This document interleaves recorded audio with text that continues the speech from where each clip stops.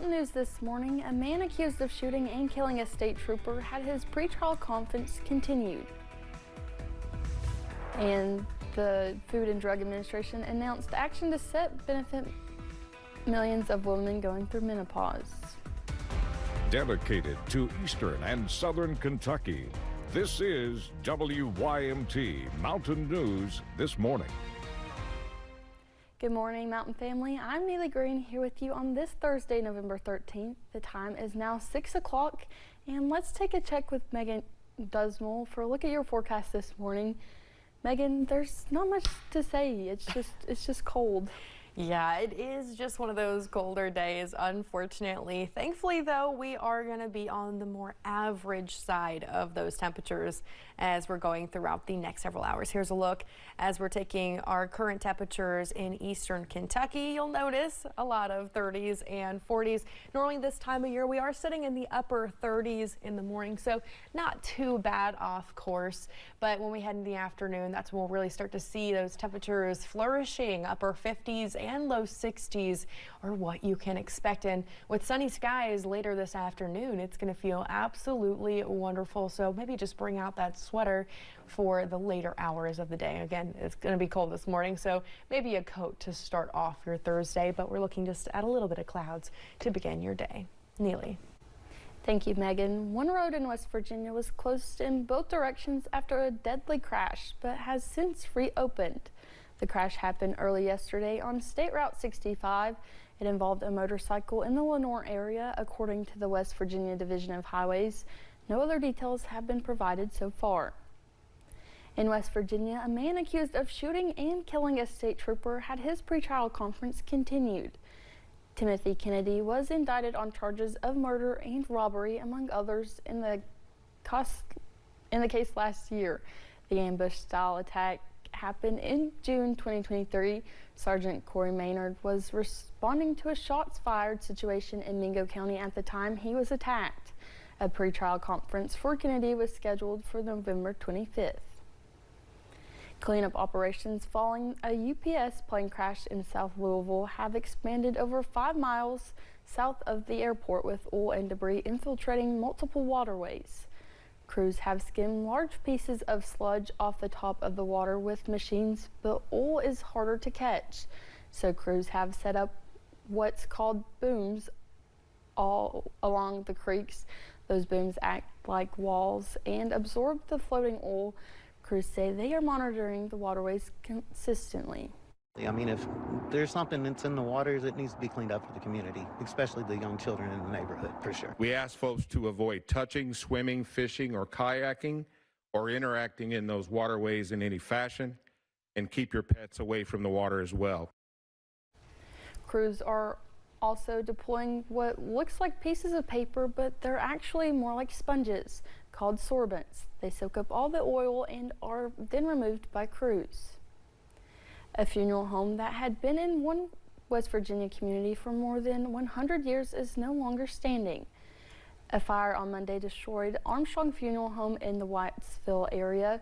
Due to the size of the fire, firefighters say they had to use additional water resources to fight the flames and were able to keep the fire contained and from spreading to surrounding buildings. Fire chief says the community will feel the absence of the funeral home. It's been a staple of the community, and the loss associated with that is undescribable in a community this size.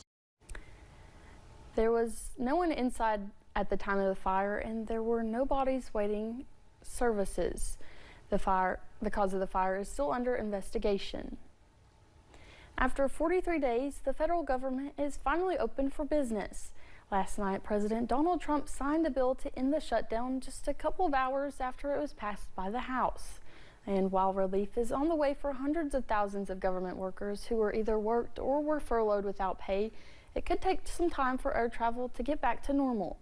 CBS's Jared Hill has the latest from New York.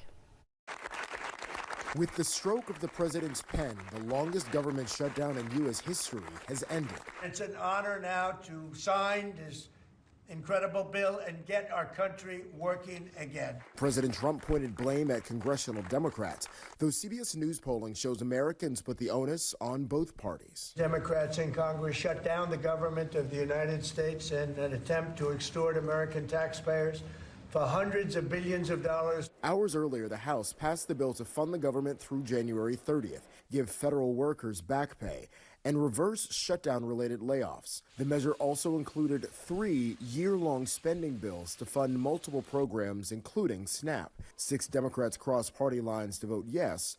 2 Republicans voted no. All this was utterly pointless and foolish. House Speaker Mike Johnson hasn't committed to a vote to extend Affordable Care Act subsidies, the Democratic sticking point.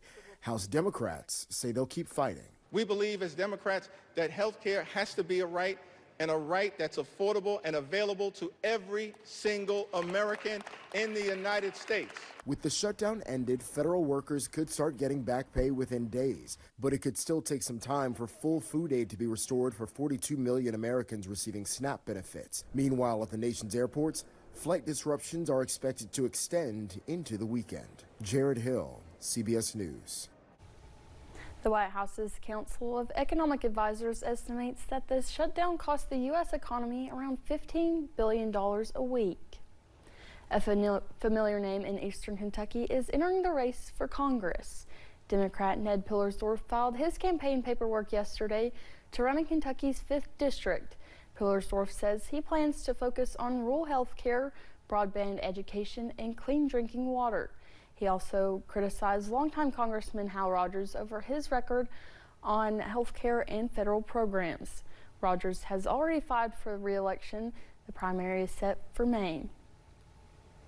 House Democrats released new emails yesterday that reference President Donald Trump and claim he knew about the Jeffrey Epstein victims.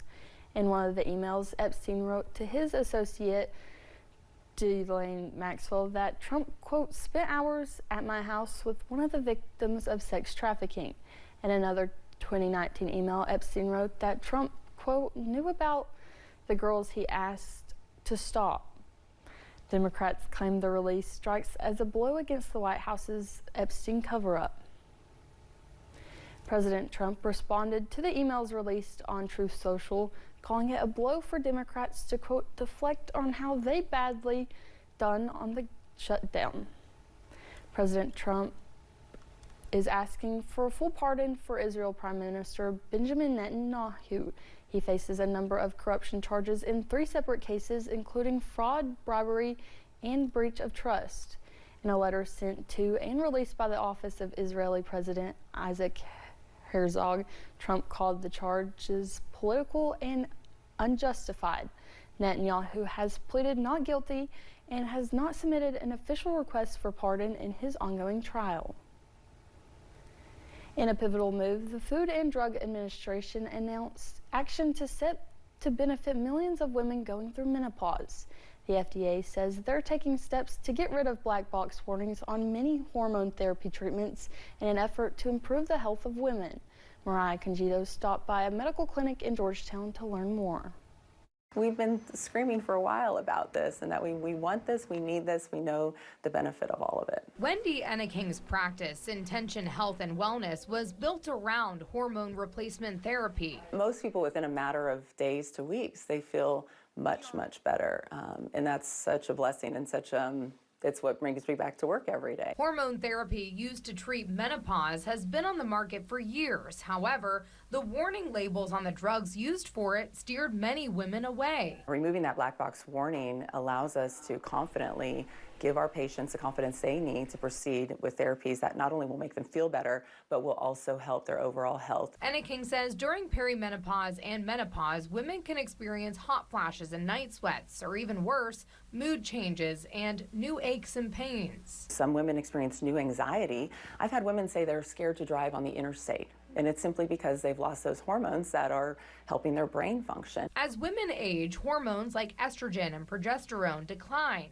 Enneking says this can cause a decline in bone density and changes in cardiovascular health.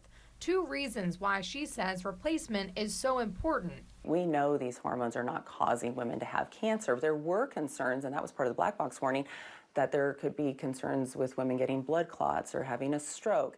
And we now know that there are no topical preparations of estrogen that will cause a blood clot or a stroke. Enneking says this has so many people talking, and it's going to bring a great deal of relief to women looking to feel like themselves again. It's just going to come through from all of us as providers to really be aware of the most current research and the most current evidence and pass that along to our clients. Mariah Congito, WKYT. The FDA says hormone therapy still carries significant risk for some women, so Enneking says patients should talk to their doctor about their symptoms and treatment options best fit for them.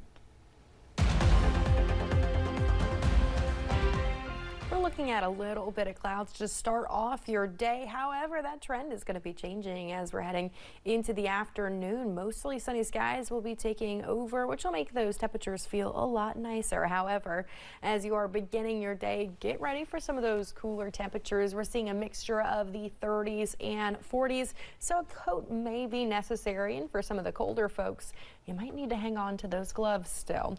Now, in terms of this afternoon, we are going to be seeing upper 50s and a lot of folks in the low 60s. A little bit warm for this time of year, but it's going to feel perfect and very much like a great fall-like day. Neely.